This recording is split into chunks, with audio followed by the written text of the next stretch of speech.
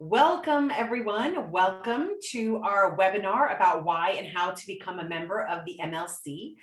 As you come on in, say hi in the chat. We always like to start off with finding out who's joining us from where, while we give some time for all the other participants to come in. So go ahead and type in the chat, say where you're joining from. I'll kick it off. I am in Miami, Florida, probably one of the warmest places in the US right now. I'll try not to rub that in to my colleagues who are freezing.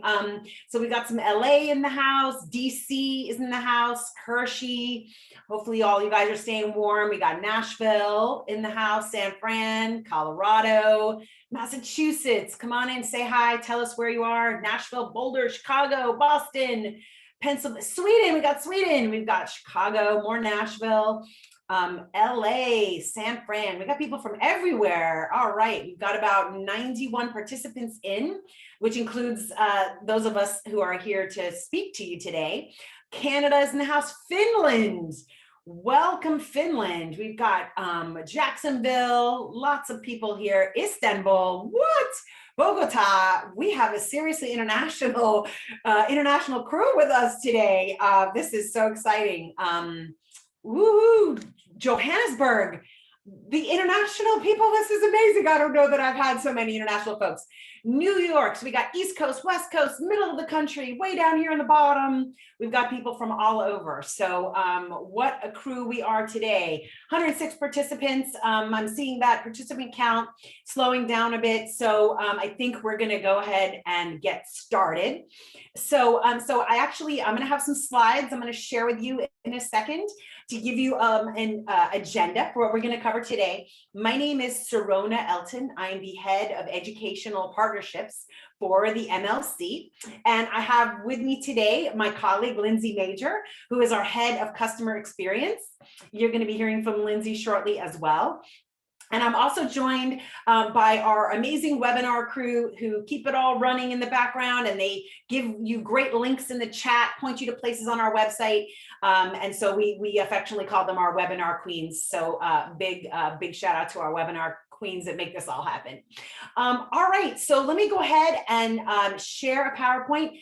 Just to give you an agenda, most of this is not going to be a presentation in PowerPoint. It's going to be actually in the system itself, and we're going to have plenty of time for questions at the end. All right, so let me just go ahead and share my screen with you. Okay, and Lindsey, you will holler if you can't see my screen if it's not in presentation mode. Okay, so this webinar, here we are. So you've met us already. What are we going to be covering? So we're going to start off with a super quick refresher on the MLC's purpose, because today's session is very practical in its orientation. It's very much how to do something. So we're not going to spend a lot of time talking about the MLC's background, for example, but we'll do a quick little recap on our purpose. We're going to talk about who should become a member, and then we're going to spend the majority of time on how to become a member and your questions. So that's going to be the agenda for today's session. So overview of the MLC's purpose. A lot of you probably know this by now, which is why you're here with us today. We exist to get you paid your US digital audio mechanicals. And so digital audio services in the United States, certain kinds of services have to pay mechanical royalties. So those digital audio services in the US will be paying those mechanical royalties to the MLC, and we will then be paying you. So we are right there in the middle about how this revenue flows. We are the exclusive administrator of this new blanket license that the copyright law created. The Music Modernization Act, you might have heard of that, really big change in US copyright law. It created this new blanket digital mechanical license, and we are the only party who can administer this. So you need to become a member of the MLC in order to get paid, which is, I'm sure, something you are very interested in finding out about, and that's why you're with us today. Okay, so who needs to become a member? So all music publishers, publishing administrators, and collective management organizations should become members of the MLC.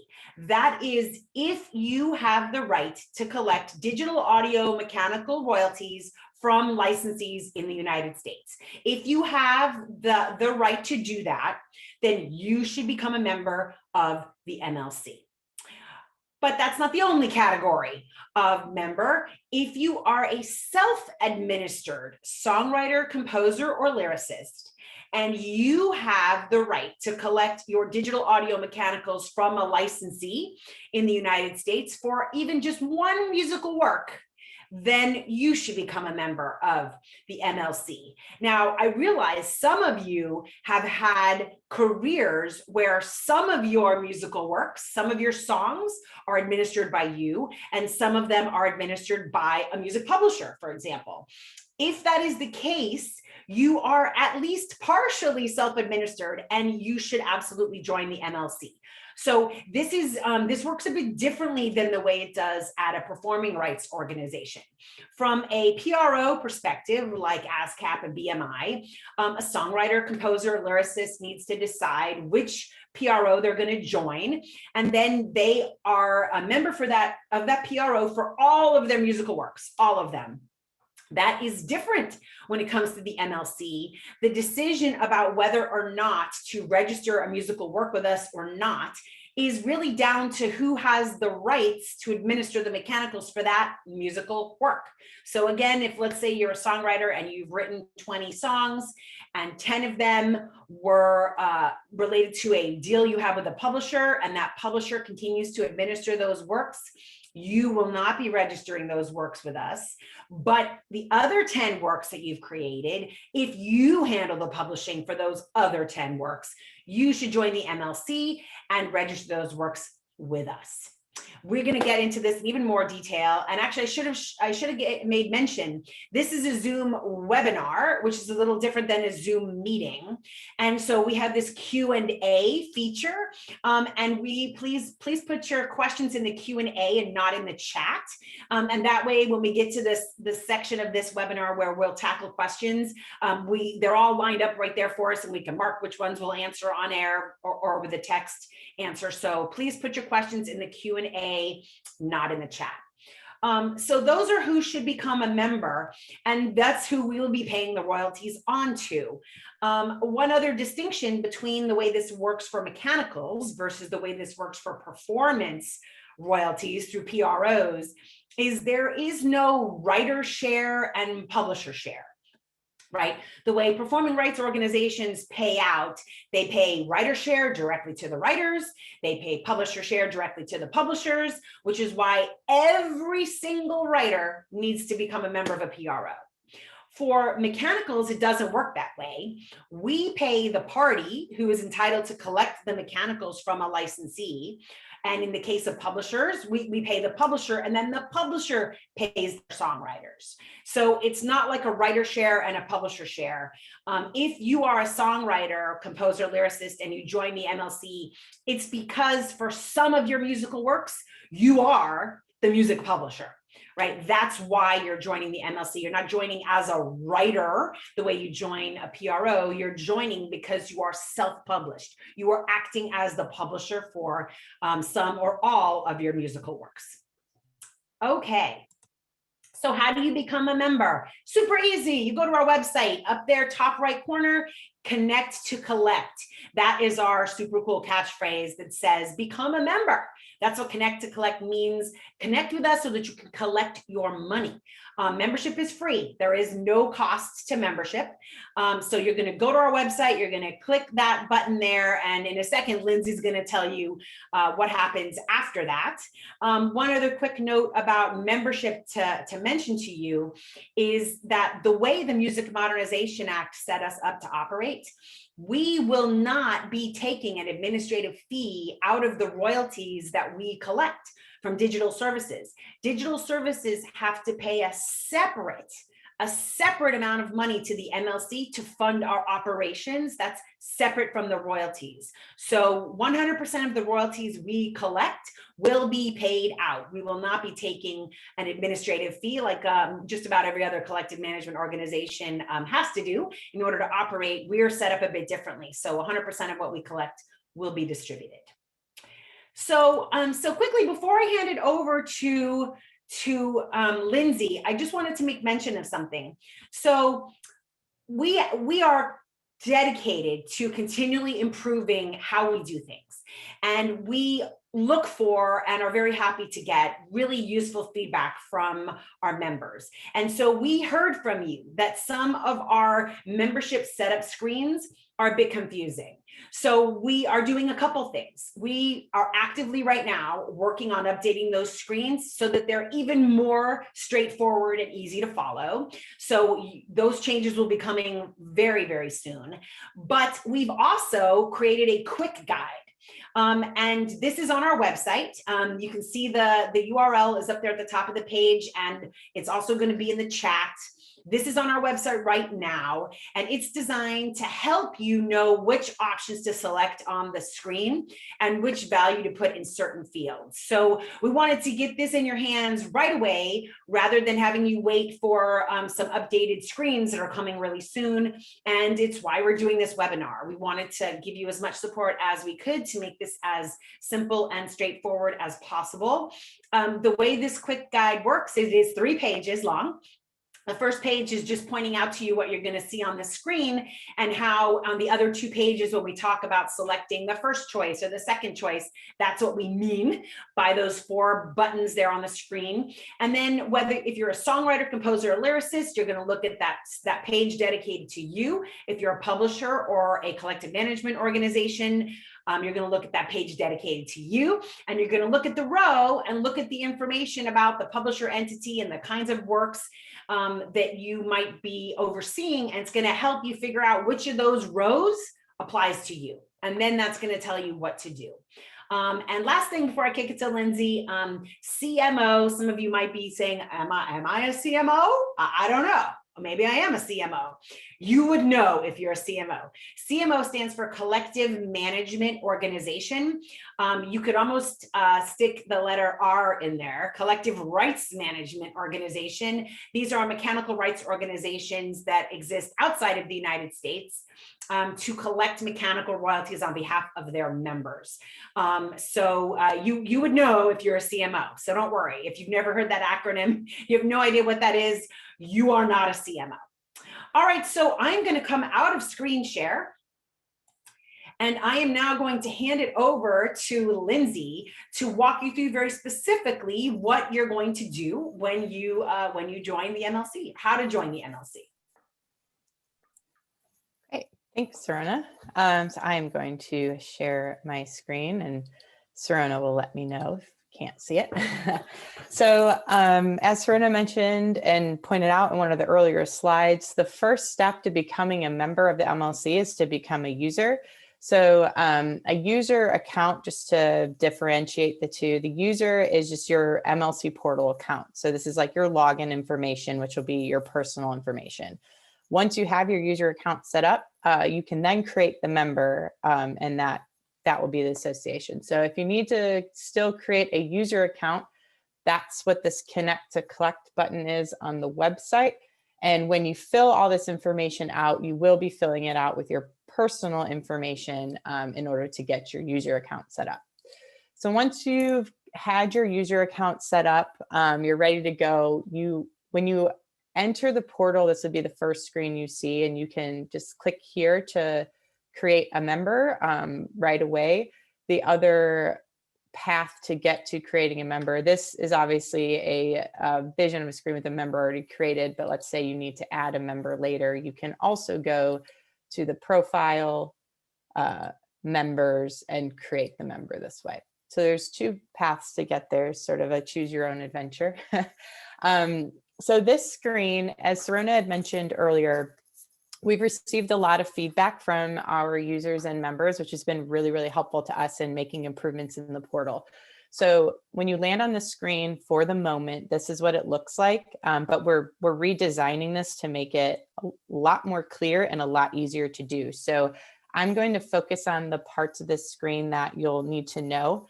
There is one option on here, option 2. You can, for the moment, just disregard that because, like I said, with the redesign, this will actually go away. It's a little bit confusing. So again, we're about to go through that now.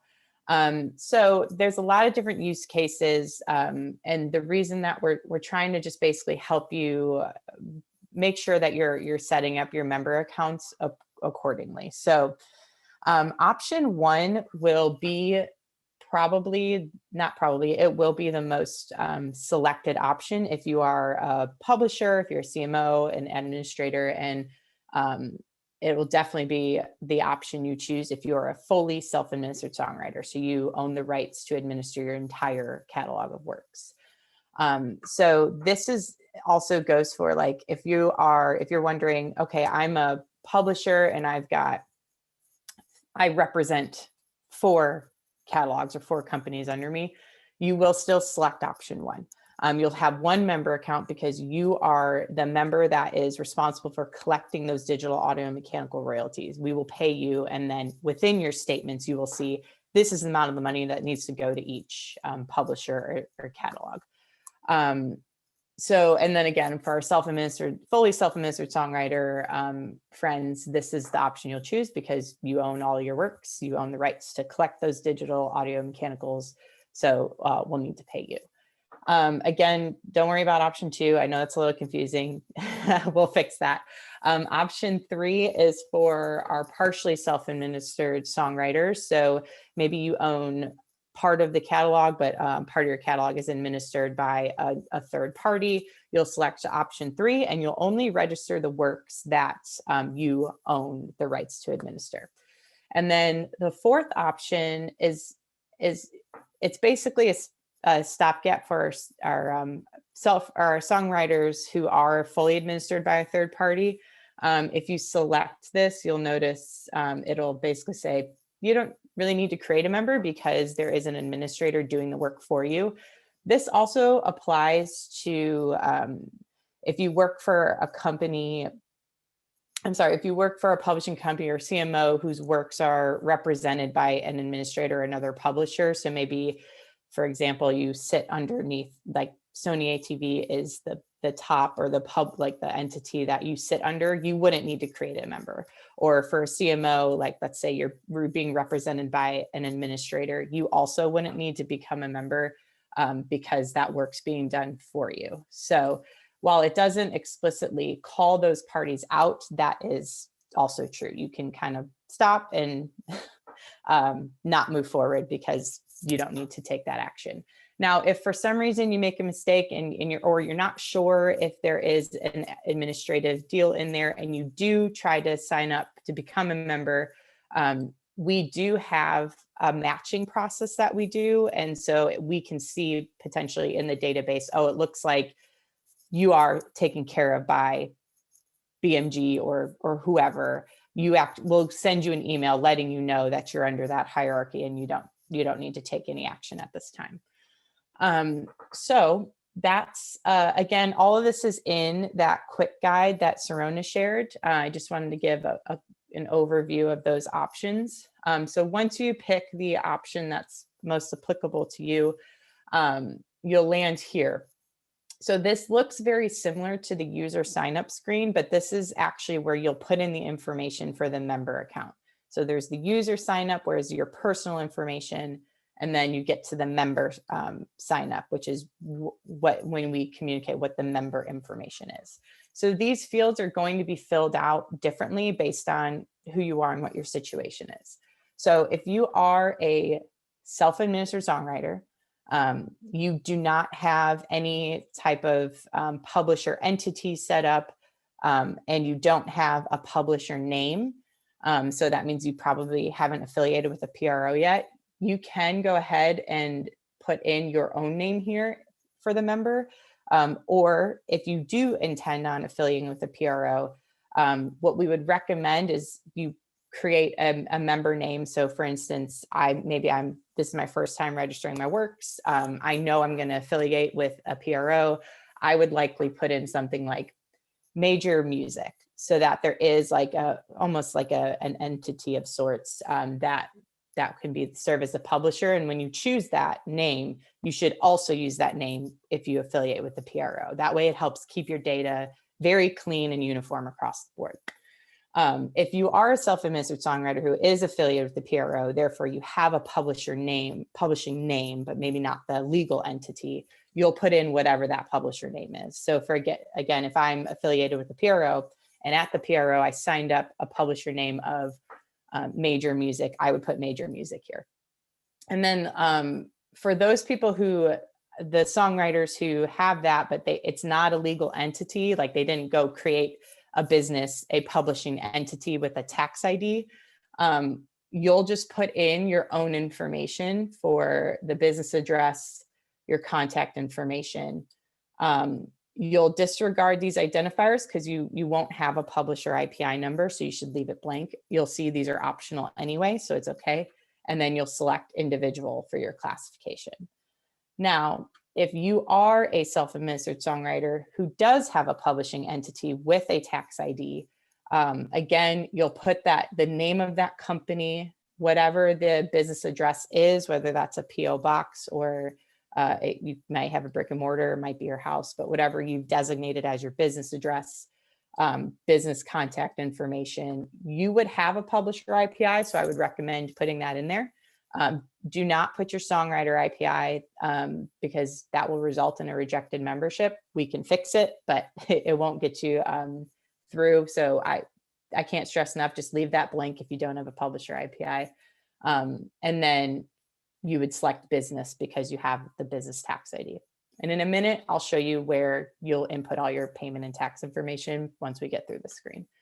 And then for our publishing companies, CMOs, administrators, you would put your business information in. So whatever the name of your publishing company is the member, that business address associated, the associated contact information, and you'd select business as your member classification.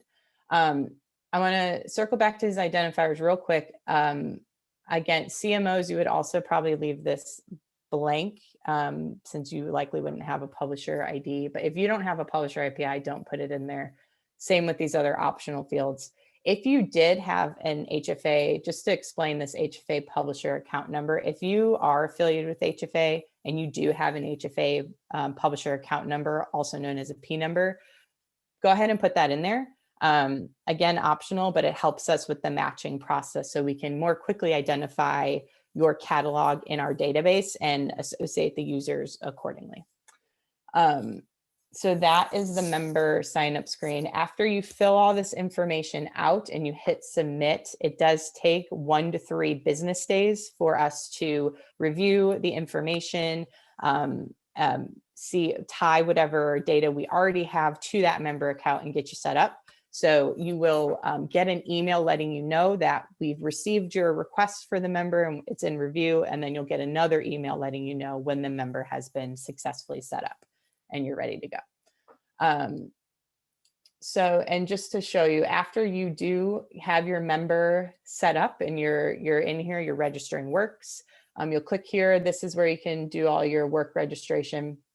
But it's really important that you click into this maintenance tab and you input your banking and tax information by going through this integration we have with a third party called Tipalti, who safely stores all of your banking and tax information.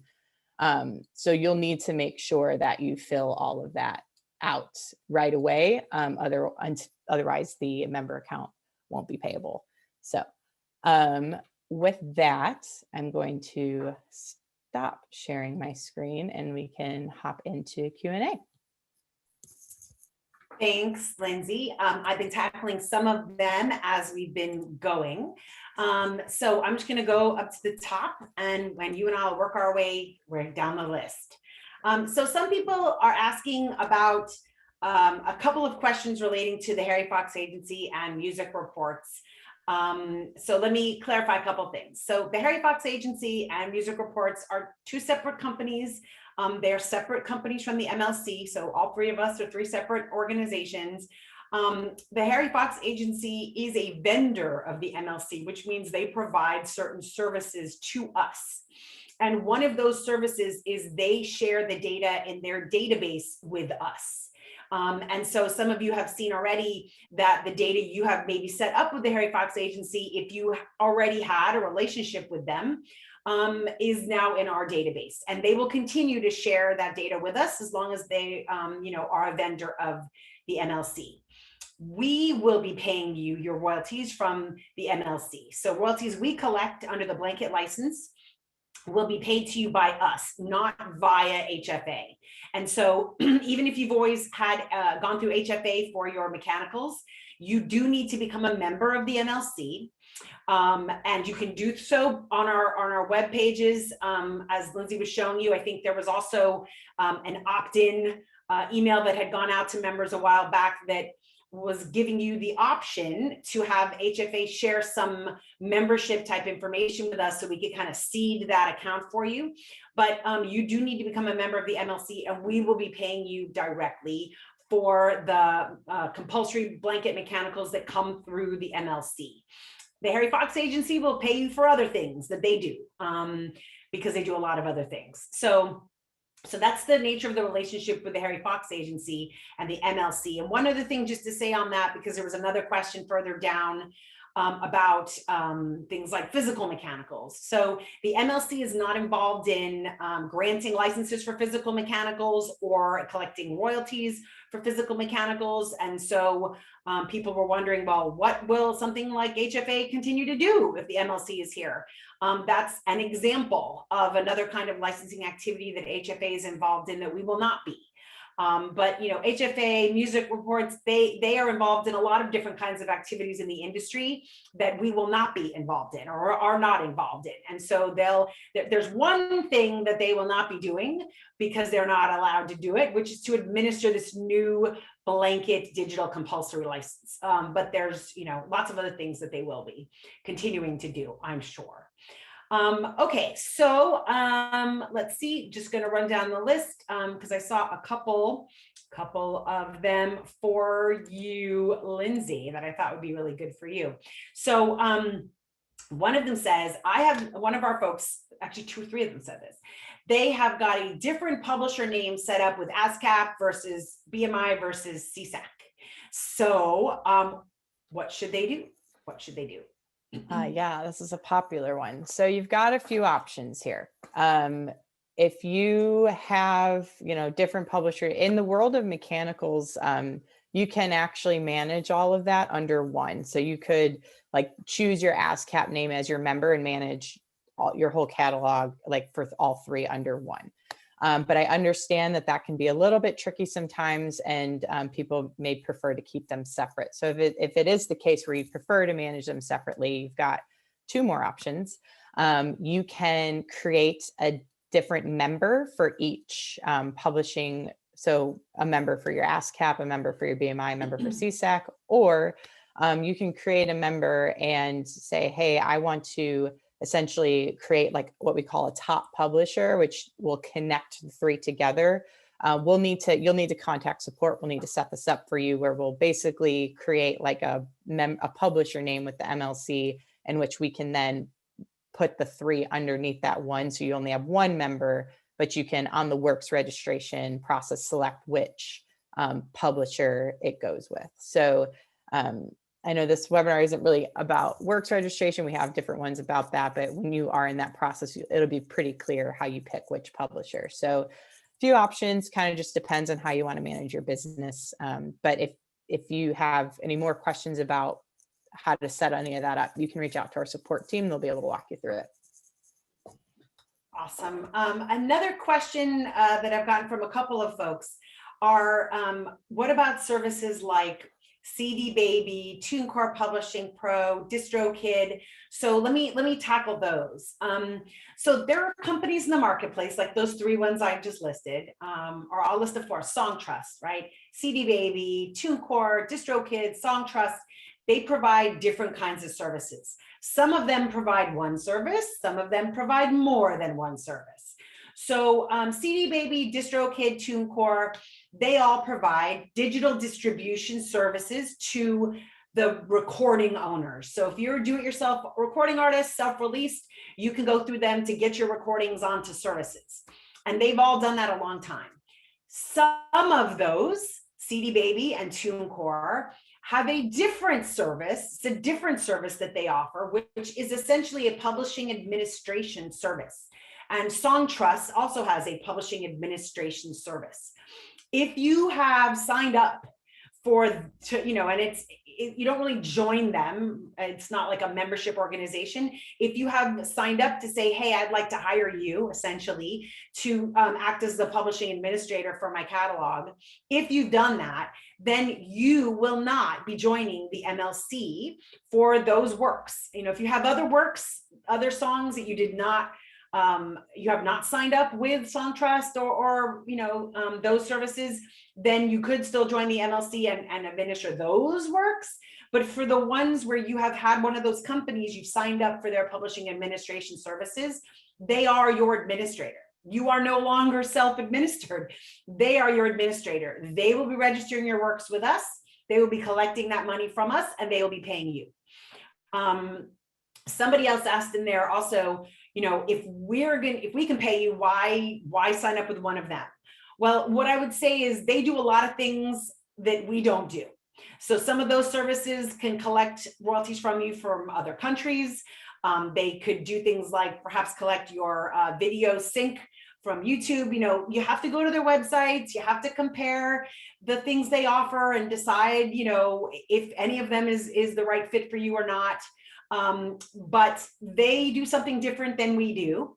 And if you have signed up for their publishing administration services, they will be collecting from us on your behalf. Okay, and they all have FAQs, by the way, on their website where they explain that as well. And that's always the best place to double check. If you're with a company and you're not sure if they're going to be doing this for you, go to their frequently asked questions on their site. And if you don't get an answer, call their customer support team. And get an answer, because we can't really speak for them. I'm just speaking for those only because I've personally seen the FAQs on their websites. Okay, so if I go back through here, let me throw something out to Lindsey. So some folks were kind of wondering, maybe you could speak again to some of the timelines in terms of once you sign up, like how long till you're verified, and then you could also even speak to maybe once you register work, how long does that take? If you want to speak to the timelines again, that might be good. Yeah, so a couple of different timelines to keep in mind. So if you're signing up to become a user, you've not created your user account yet, that's pretty immediate. You'll know right away. So when you fill out that personal information, you do go through what we call a know your customer check or a KYC check. This is just an identity verification. It's to ensure that we're protecting all of our users and members from fraudulent activity. If you are who you say you are. That's a pretty immediate response. You'll know within a couple of minutes if you've been verified as a user or not. If you haven't been verified as a user, don't panic. Just reach out to the support team. We do have a manual process that we can check against and get you set up. So that's a pretty quick turnaround.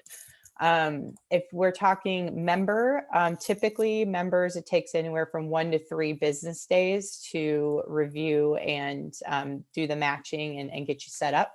So that's the timeline there for, we've been pretty good about being within that timeline, barring any unforeseen issues, which if there are problems, our support team will reach out and get whatever information they need to get from you to get you set up.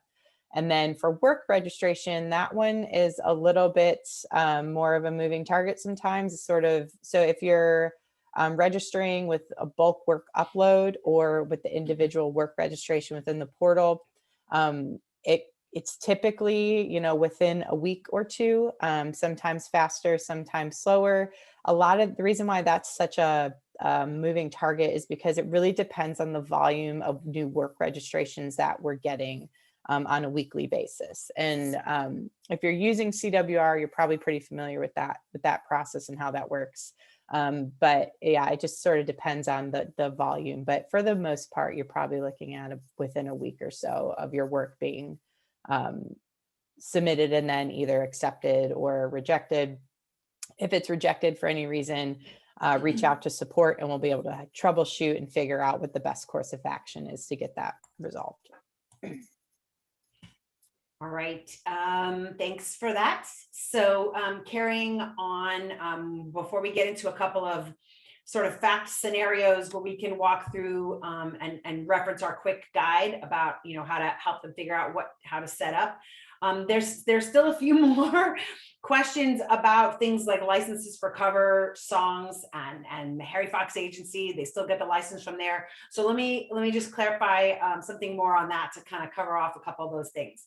So if you are an artist, if you are, I know a lot of you are songwriters, that's why you're with us, publishers, but let's say you are a record company or you are a do-it-yourself artist and you are making a cover record.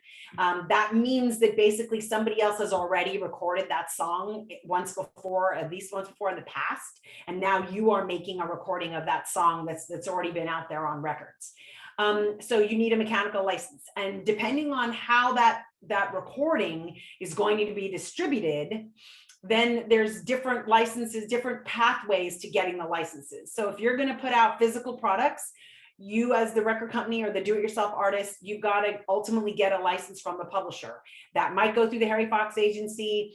Maybe you go to them directly. Maybe you hire a service that I know some of the digital distributors offer this service to secure that license for you for physical or for downloads. None of that's changing right now.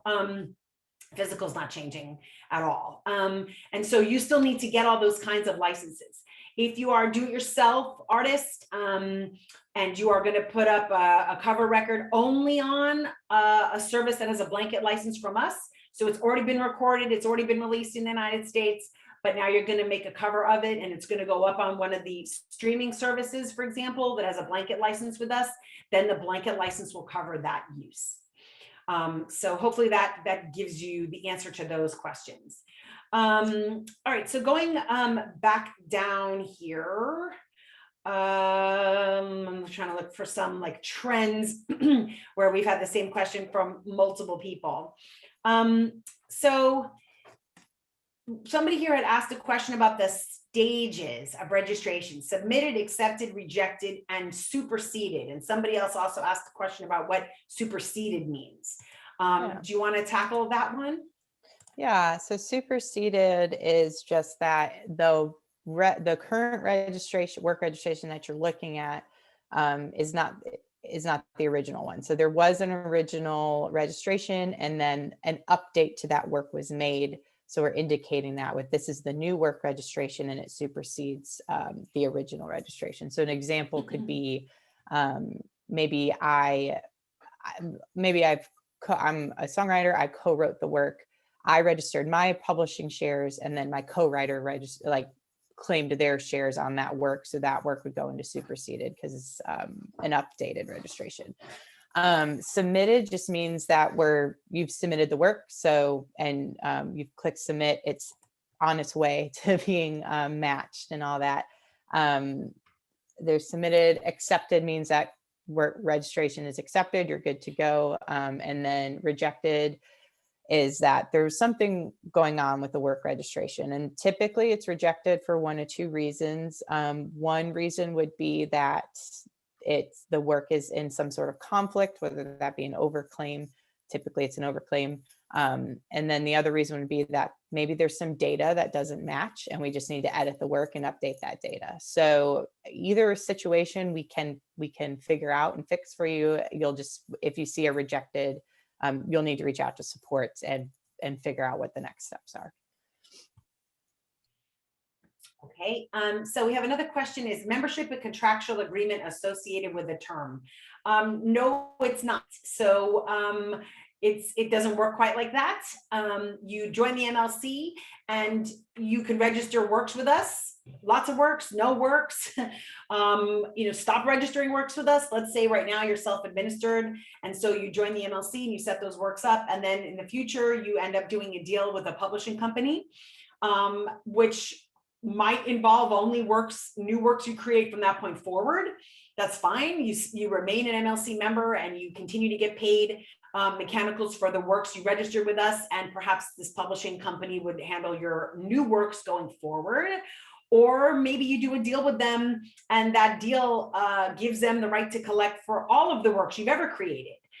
In which case the ownership or the claiming party on the existing musical works would change. And so it's not like a term type agreement, that some of you might see also with like a PRO, where you might decide you're going to switch from one to the other, some time periods for that. Doesn't work like that. So it's not that kind of relationship. Another question people are asking is about direct deals. So if you are a publisher, you are allowed by law to enter into a direct deal with a service. You can negotiate that between the two of you, enter into your own direct deal with the service, digital music service. We call those a voluntary license. You're allowed to do that under the law. And there are some large publishers that have done that. And in that case, the digital service and that publisher, they can decide on their own how they want that deal to be administered, like who they want to handle all of the data reporting for that. And they could do it between them directly. They could hire a company like the Harry Fox Agency or Music Reports to administer that direct voluntary deal. So those are all options. So, some of you are songwriters who might be affiliated with one of the larger publishers, and that publisher has a direct deal. In that case, that money will flow from the service to the publisher to you, and we won't be in the mix there. So there are some voluntary deals out there, and they are allowed under the law. Okay, so somebody says, if the system says that the work has been accepted, what do we do then? How do we know how much is being collected? Well, depending on what you mean by collected, there's two answers. So if you mean how do you know what share of the work you're getting, you can see your collection share both on your screens and in the publicly available database. So if you've claimed 75% of the work, you'll be able to see that that's the share you've been assigned. If you mean how much money the MLC has collected and owes you, you'll be getting royalty statements from us on a monthly basis. So you'll be able to see how much money we owe you, and you will be paid. So that's the answer to that one. Okay, let's see. All right, so this is kind of this is a good one for you, Lindsey. If you are a self-administered songwriter, do you need to create both a user account and a member account?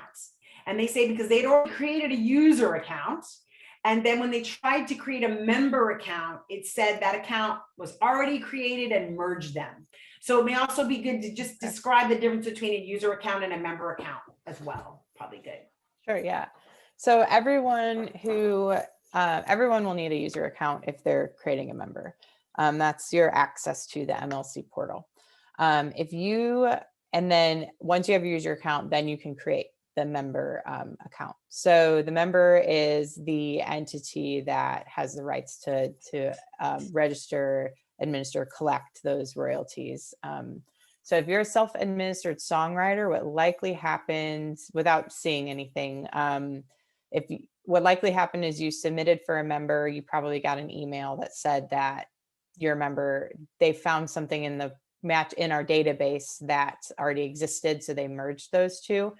So that probably means that in our database, we had information already for you, therefore, we can set up that account accordingly. If that's not correct, if the account was merged incorrectly, reach out to the support team and we'll have to get that fixed for you and just get your account set up. But it sounds like there may have been some information that already existed, so we set you up with that information. But again, reach out to support if that seems confusing or wrong, and we'll get it fixed. All right, so a couple questions about royalties related stuff. So somebody asked, what are the royalty rates for the blanket license? So those royalty rates are something we call statutory royalty rates. They are determined by a panel of 3 judges called the Copyright Royalty Board, the Copyright Royalty Judges. They are the ones that set that rate, and they usually do that after having a trial where different parties who are interested come and make their case about whether the rate should be higher or lower. So the Copyright Royalty Board sets those statutory rates. We collect the money at those rates and we pay the money out using those rates, but we are not involved in setting the actual rates, and they're not something we negotiate. They are statutory. And another person asked something that I had touched upon on a slide way back when. We do not take any percentage of the money we collect. If we collect $100 from the digital services, we pay $100. So we do not take any percentage or any sort of administration fee. Another question was about on our statements that we will start sending in the spring. Are we going to list just the song title or the digital radio company? So let me clarify. We are not collecting from radio. I saw another question also about radio. We are not involved in radio. We are only collecting for interactive streaming services. So that's your Spotify or Apple Music, right? Interactive means that you as a consumer, you go on the service, on the app, the website, and you can decide exactly what track you want to stream, right? That's what interactive means. Whereas services like SiriusXM and iHeartRadio, those are considered non-interactive, where you can pick the station, but you can't pick the exact track you're going to listen to. So non-interactive streaming, which is like digital radio, that does not involve mechanical licensing, and we are not involved in that. Whereas interactive streaming does involve a mechanical. So we will not be collecting anything from digital radio, but you will see on the royalty statements, absolutely, you will see information about the musical work, the song, and you will see the service name. That sort of, all those details will be on your statements. One other question, somebody was listing the names of some services and asking if we are going to be collecting from them. So there is actually a page on our website. And one of our webinar queens in the background will get the hyperlink for it. When a service is going to operate under the blanket license, they have to submit a notice of license to us before they can start doing that. And we publish those on our website. So you will be able to see very specifically which services are operating under the blanket license. So we'll throw that link in the chat, and you'll be able to see which ones are and which ones aren't. But on your own, you can already kind of figure out if it's video, that's not us. If it's non-interactive streaming, that's not us. But if it is interactive streaming, it is us. Okay, so I had a few questions also about IPIs, right? An IPI is an interested party identifier. It's used in a lot of the publishing society network around the world as a unique identifier. A songwriter gets an IPI and a publishing company gets an IPI. You are not required to have an IPI in order to join the MLC. If you have one, we want to know about it. If you don't have one now and you get one later, we want to know about it. But if you don't have one yet, that is fine. It is not a required field. We do not assign IPIs. Usually when you first join a PRO, so many acronyms, right? When you first join a performing rights organization, they will assign you an IPI. So an IPI is not required, but it's a great thing to have. And if you don't have one yet, doesn't matter, join the MLC. If you get one later, you can update the information to have that in there. Okay, so that was me rambling. Let me find some stuff for Lindsey to ramble on. Okay, so here's one for you, Lindsey. I am a manager with some artists who are self-published. Would I set up an account for myself and the members of the artist accounts? Like if they have a band and it's got 4 members,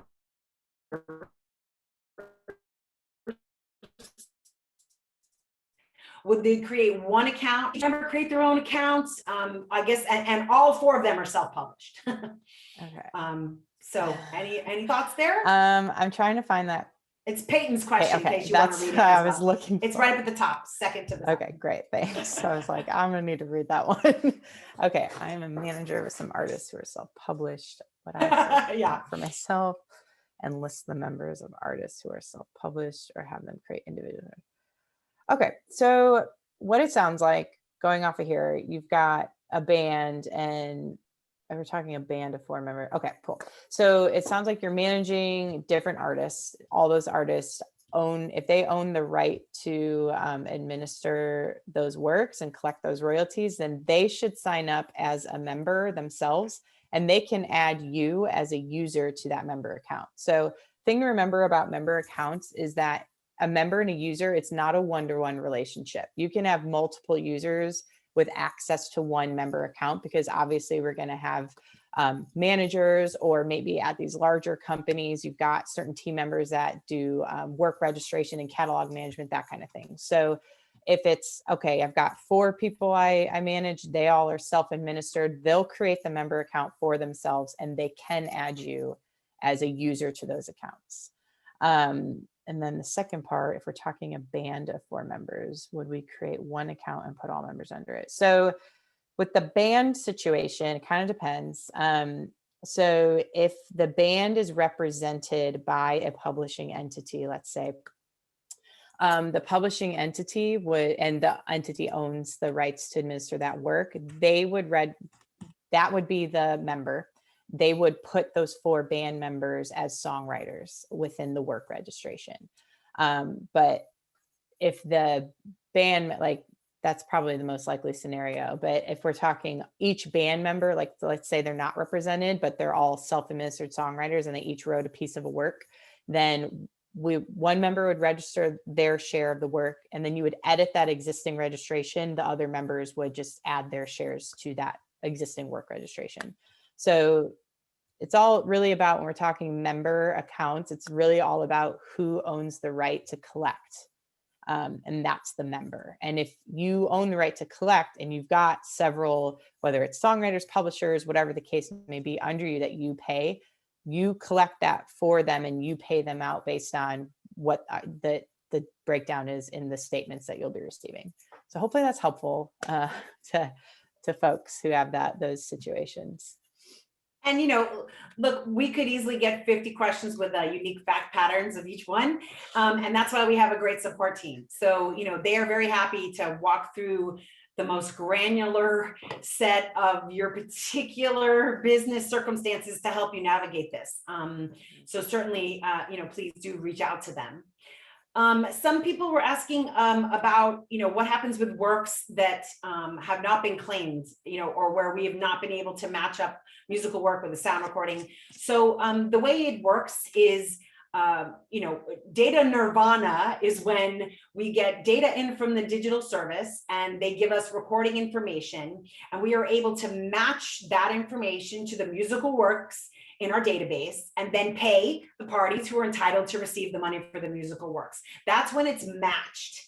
And that's what we want to do as much as possible. And that's where we need you to play your part to help us make that happen. But when that doesn't happen, then that activity from the service is considered unmatched. And so there's a couple of things to know about that. So this was all conceived of in the Music Modernization Act. We will be making information about unmatched activity available publicly. You'll be able to see when we've gotten something reported from a digital service and we're not able to match it to a musical work. You'll see that. And you can look through it and say, wait, that's a recording of my song. And you can claim it and make that connection so that we can get you paid. So that is going to be something that's, really a new level of transparency that hasn't been seen before. And you're going to be able to see what is unmatched and help us get it matched. Now, it's also the case that the law realized that was not going to happen like that. So the law actually sets it up where for a minimum of 3 years, we have to keep trying to find the owner of that musical work.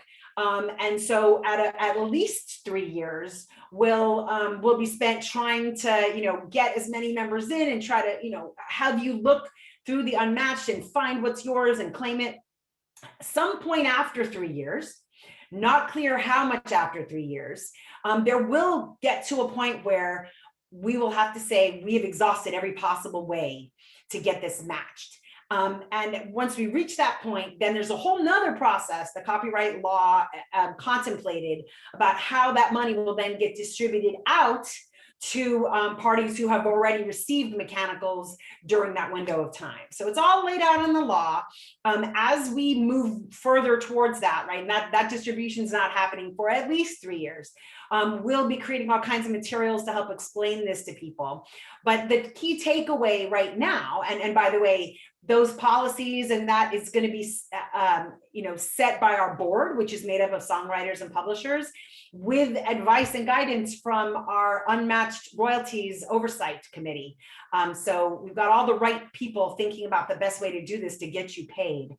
But the takeaway is that while we want you to get in there and join right now and get those works set up like right now, it's not like you have a deadline of next week or that's it, right? It's not, doesn't work like that. So there's an urgency because I'm assuming you would like to start getting checks. So the sooner you get it in there, the sooner you get paid. But it's not going to be the case that, if you're still figuring this out, your administrator's still figuring this out for a little while, that you're going to lose the opportunity to claim what's yours. That's not going to be the case. So I just wanted to explain that a bit to answer a couple of different questions. All right, so time check, we got about 5 minutes left. And I'm just looking here to see some things where we might have had a similar version of a question asked by 3 or 4 different people. Oh, and by the way, one of those questions about that unmatched had to do with activity that predates the MLC. So you might have seen a press release come out relatively recently where a number of digital services have transferred their historical unmatched activity to us, and we will be matching it and paying it out, which means that if you've never gotten paid for the streams of your works on these services, and you have the right to collect the mechanicals, we may have some money for you soon, looking backwards in time from pre-2021. Okay, let's see, Lindsay, do you see any other ones you think we could grab within 4 minutes that might tackle a couple of people's questions at once? Let's see, just looking to see if there's anything that is like, oh yes, 3 people asked that. Yeah, there's a lot of that. Oh, go ahead. So there's a lot of what about my situation? Totally get that, because this is a lot to process, especially in a single webinar. I can't stress enough, reach out to the support team. They're trained, they're going to be able to kind of dig in, because another thing we want to be really mindful of is we don't know your specific setup and specific deals. And neither will the support team, but we can at least kind of talk you through it and make sure that you're making the right decision for your business. But they're really very helpful in this regard. So if we didn't get to your question, or you still feel like I don't really know how to sign up, reach out to support. They'll walk you through it and have some back and forth conversation to make sure you're set up properly. But I also want to say, if a mistake is made, it's okay. Again, if you're like, oh, I didn't mean to do that, reach out to support. We'll see what we can do to clean it up.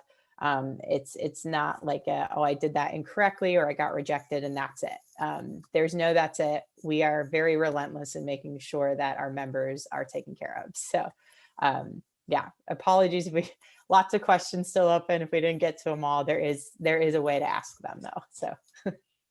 Absolutely. So ask support. And also we're continually putting more materials on our website. There's a section called resources. And, we're making little videos that explain things. We're creating documents, one-pagers that help explain things. So, so you can certainly also continue to look just at our website. But if you have something that's very factually specific, you want to have somebody walk you through your circumstances, our support team is definitely there. So one last question, because I thought this one was worth mentioning.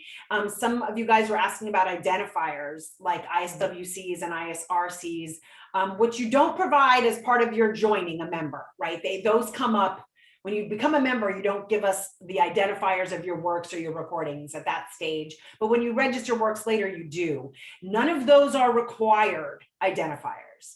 But again, if I'm like channeling Data Nirvana, when you are able to tell us about the recordings that have been made of your songs, and you're able to give us the ISRCs for those recordings. The ISRC is the International Standard Recording Code. It's unique identifiers signed to a recording. If you know the ISRCs of the recordings of your works, we want you to give us that information, because that is probably the single most important identifier that will help us quickly and accurately match the activity from the digital service to your musical work. Now, if you don't know the ISRCs, because maybe you weren't also the artist who recorded them, there is a public search tool on the Sound Exchange website. You can go to their site, you can go to their, you don't have to be a member or anything like that. It's a public search. You can look up the recordings by the artists you know who have recorded your songs, and you can get the ISRC right there. And then on your musical works data in the MLC database, there's a section where you can tell us about all the recordings of that musical work. And if you give us that ISRC, that's like gold right there. Okay. So just wanted to put that out there because that is just so worth you doing that homework. That's like, you know, that'll get you paid. That'll get you paid faster than anything else. So I think we're out of time, Lindsey. So thank you so much to all of you for sticking with us. Thank you for such great questions. Thank you, Lindsey, for walking us through everything. Thank you to my webinar queens in the background, dropping all kinds of links in the chat. And hey, look, we are here to help you. That is why we exist, is to help you get paid. And so whatever that means in terms of helping you get through membership setup, get your works registered, don't hesitate to reach out to us. That is why we are here. So, all right, well, that's a wrap. So take care, everyone. Stay healthy. Have a good one. Bye-bye.